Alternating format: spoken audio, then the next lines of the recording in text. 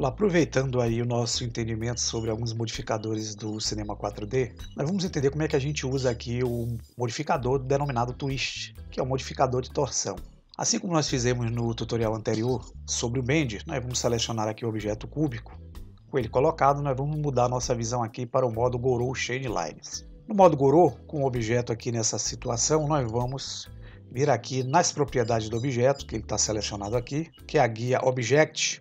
Em segmentos, nós vamos aumentar esses valores. Eu vou deixar aqui em torno de 20. Quanto maior essa quantidade de segmentos aqui, melhor a transformação. Mas não aconselho usar com valores muito altos não, porque quanto maior o número de divisões de uma malha, mais processamento o computador terá que ocupar. Ou seja, se você não tiver uma memória aí bem adequada, pode pesar na hora de fazer a produção aí do seu projeto. Então aqui 20, 20, 20. Veja que nós dividimos toda a malha, apareceu dessa forma aqui, bastante quadriculada.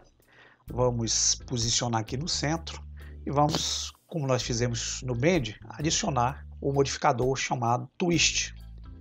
Selecionando esse ícone de modificadores, nós vamos segurar alguns segundos, abrindo a janela, nós vamos selecionar o Twist e veja que o modificador já se posiciona aqui na janela de objetos.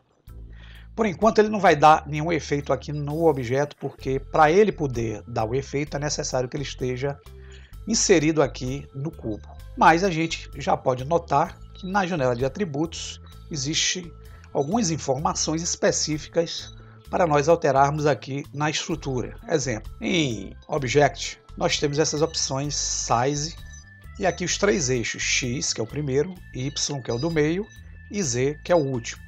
Esses três eixos representam essas indicações feitas por essas setas coloridas.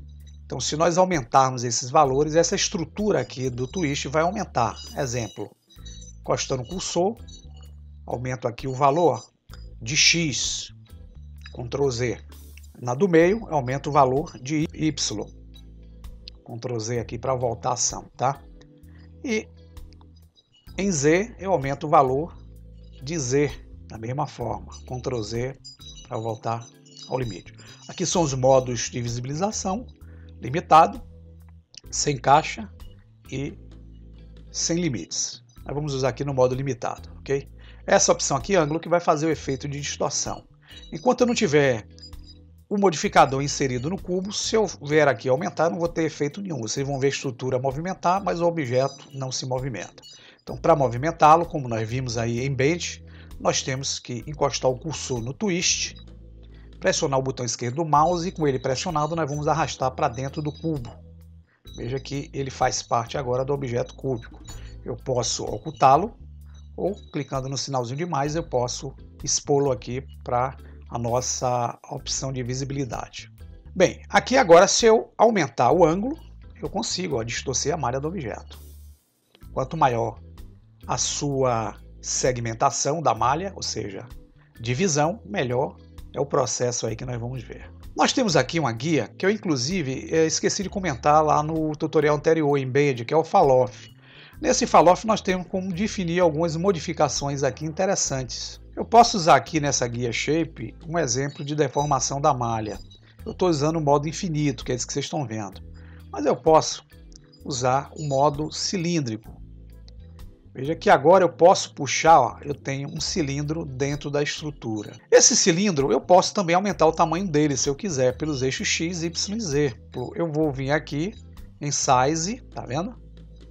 E vou criar um aumento aqui nessa estrutura. E isso vai servir para mim de que forma? Eu posso voltar lá para o modo Object. E agora, se eu quiser dar distorção, veja que eu crio uma distorção. Se eu selecionar os eixos coloridos, note que eu estou também movimentando a malha do objeto, criando algumas distorções aqui, tendo como base esse cilindro que está aqui no centro. Eu posso criar alguns efeitos bem interessantes aqui com o Falloff, tá? Bem, eu não vou utilizar o Falloff, vou voltar para o modo infinito e lembrando a vocês que se eu encostar a estrutura em determinado ponto, no momento que eu voltar aqui para o modo Object e mexer em ângulo, eu faço a rotação de uma forma diferenciada. Exemplo, eu vou puxar aqui para cima e vou colocar nessa posição. Mexendo no ângulo, eu crio uma distorção.